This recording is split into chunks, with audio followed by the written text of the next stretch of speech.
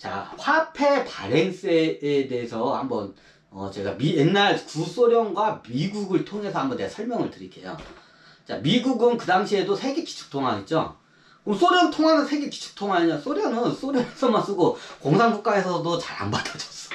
자기네 나라 집회 쓰거나 조금씩은 받았는데 안 바꿔줬어. 근데 미국 돈은 전 세계적으로 하다못해 저기 중국이나 이게 소련 같은 공산국가에서도 물품을 이게 교환하는데 달러로 해서 다 교환을 해요. 중국 돈하고 소련 돈 내놓잖아.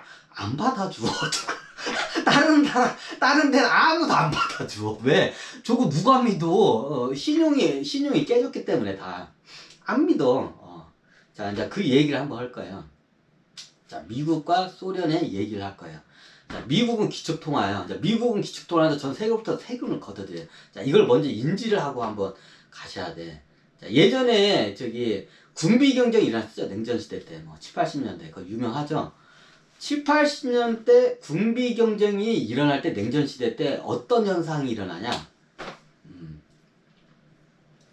이게 기가 막힌 일이 일어나요. 자, 여기서 그 당시에 저기 군대의 최고의 어떻게 보면 파병을 해가지고 이제 소련은 공산화, 이제 다른 나라들 공산화를 만들기 위해서 이제 전파하기 위해서 뒤에서 군사적인 지원이 필요해요. 너무 당연하죠.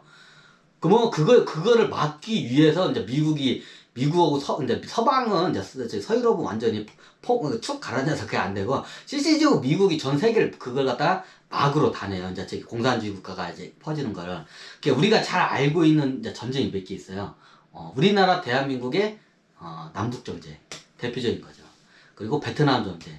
그리고 아프가니스탄 거 그쪽도 이제 간접적으로 이제 개입을 했는데, 이제 몇 개 전쟁이, 큰 전쟁이 있어요. 공산국가들이 그럼 뒤에서 소련이라는 나라가 군대를 지원을 해줘야 돼. 공산화 시키는데 혁명군들을 갖다가. 그러면 그걸 갖다가, 그러면 이게 어떻게 해요? 미국도 이제 거기서 그걸 반대를 해. 그러면 최고 그걸 갖다가 화력을 가지고 압도적으로 제압할 수 있는 병기가 뭐냐? 네, 전투기예요. 공중에서 폭격 지원을 해버리면 초토화가 돼버려, 그냥. 그럼 그걸 전 세계를 자율적으로 해서 전투기를 폭격할 수 있으면 뭐가 있어야 돼요? 항공모함이 있어야 돼요. 비행기를 실을 수 있는 그 항공모함이 있어야 돼. 그게 항공모함 한 대가 있으면 그 시스템이 이제 주변에 딱 갖춰져. 이해가 되시나요? 요게 기본적으로 있어야 돼요.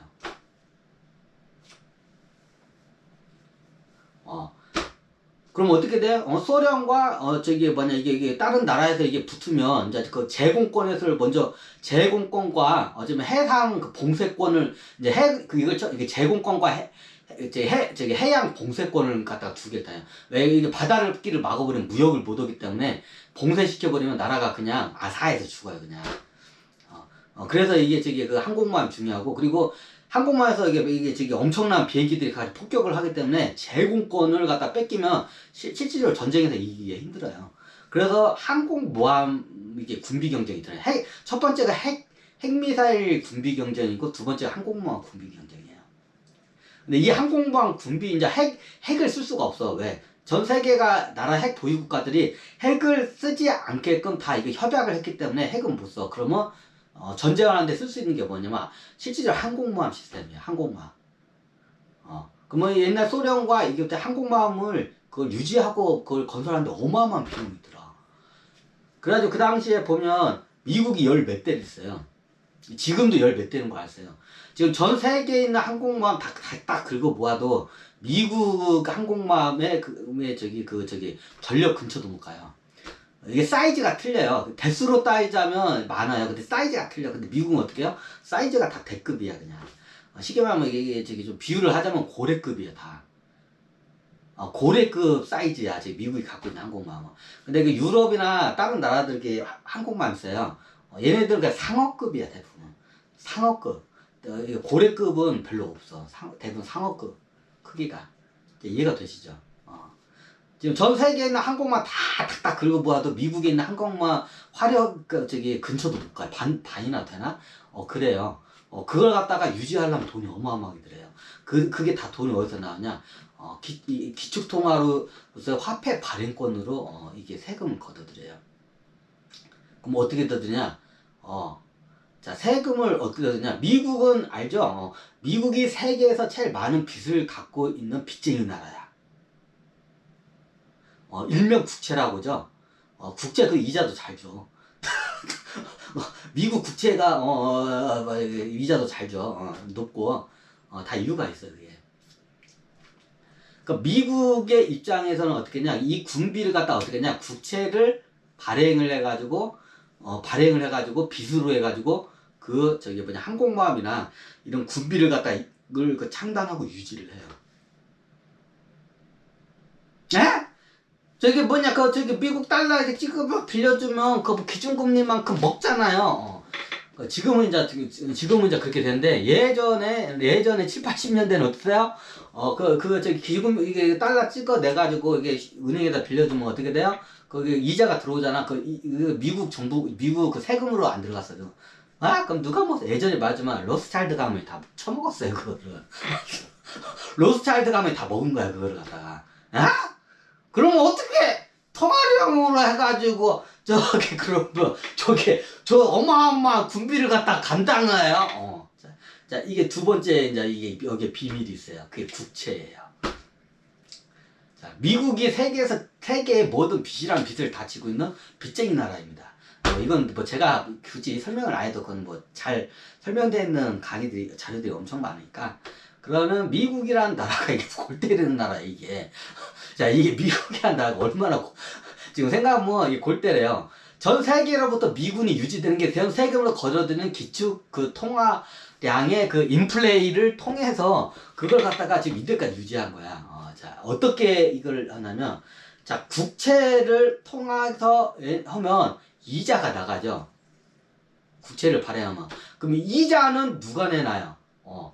국민들이 세금을 거둔 걸로 세금을 내요. 뭐야? 이제 우리나라는 중앙은행을 통해서 정부 세금으로 들어가는데, 중앙은행에다가 그 이자로 해서 꼭 받쳐가지고 로스차일드도 배 불렸나? 네, 인데까지 그렇게 살아왔어요, 얘네들은. 이게 그래서 미국이라는 나라 골 때리는 나라야, 이게. 이게 이제 골 때리는 나라야, 이게. 그때 기준금리에서 받은 이자로 세금을 해서 그것도 군비로, 그거는 얼마 안 돼요, 이게 들어오는 돈이. 근데 수익금이 어디서 많냐면 인플레이를 통해서 그게 어떻게 보면 군대를 유지할 수 있는 수익금이 이게 더 커요. 상대적인 금리보다도. 이게 사람들이 잘 이해를 못하는데, 저도 이거 이해하는데, 이거 겁나게 시간이 저도 오래 걸렸어요. 이제 책도 많이 보고, 경제 관련 이런 저명한 인사들의, 이거 덥다. 이곳이 너무 따뜻해가지고 더워요. 저명한 인사들의, 이야기를, 덥다. 등에서 하면서 저도 이해를 많이, 이해하는데 시간이 오래 걸렸어요. 자, 예를 들어서 빚을 졌어. 제가 톡 까놓고 얘기할게요. 달러로 할게요. 예를 들어서 예전에 7, 80년대에 예를 들어서 비행기 전투기 한 대 값이 70년대로 그냥 기준할게요. 1970년대에 전투기 막 쌩쌩하고 전투기 쫙 날아가는 전투기 하여튼 그때 F-15인가? 그때는 F-15가 주력이었나? 하여튼 그 당시에 전투기 한 대가 어떻게 해요? 한 대가, 최신 전투기 한 대가 그 당시에 그냥 100만 달러라고 할게요. 70년대 100만 달러라고 제가 가정을 하겠습니다. 달러로 100만 달러였어요, 한 대 값이. 근데 요즘 최신 전투기 이제 F-22죠. 최신 전투기 값이 이게 미국에서 이게 전투기 F-22 가격을 한 대 값을 갖다가 우리나라 돈으로 하면 한 2천억, 3천억이라고 하더라고. 1,000억이 넘어가요. 이게 F-22 한 대 값이 제가 알기로는 2천억인가 3천억이라 했어요. 그때 옛날에 들었던 거야. 지금 가격이 올랐을 거야. 2천억, 3천억. 그러면 2천억, 3천억이 2천억이 얼마지? 2천억으로 잡으면 1,000억 원이 100만 달러, 1,000억 원이 몇 달러죠? 1억 달러죠? 맞죠? 1,300억 달러, 맞네. 1억 달러가 1,300억이죠? 그러면 약 2,600억 정도가 2,600억이라 가정하면 F-22가 지금 2억 달러. 자, 비교를 해드릴게요. 최신 전투기가 지금 탈라면 달러로 할게요. 2억 달러가 들어가요. 한 대를 갖다가 이거를 갖다가 보유를 하려면. 근데 1970년도 딱 50년 전이에요. 1973년이라고 할게요. 그냥 딱 50년 전, 반세기 전. 딱 반세기 전 50년 전. 그러니까 전투기 한 가닥 100만 달러면 살 수가 있어. 자, 감이 안 오죠? 자, 100만 달러하고 100만 달러, 1000만 달러, 1억 달러.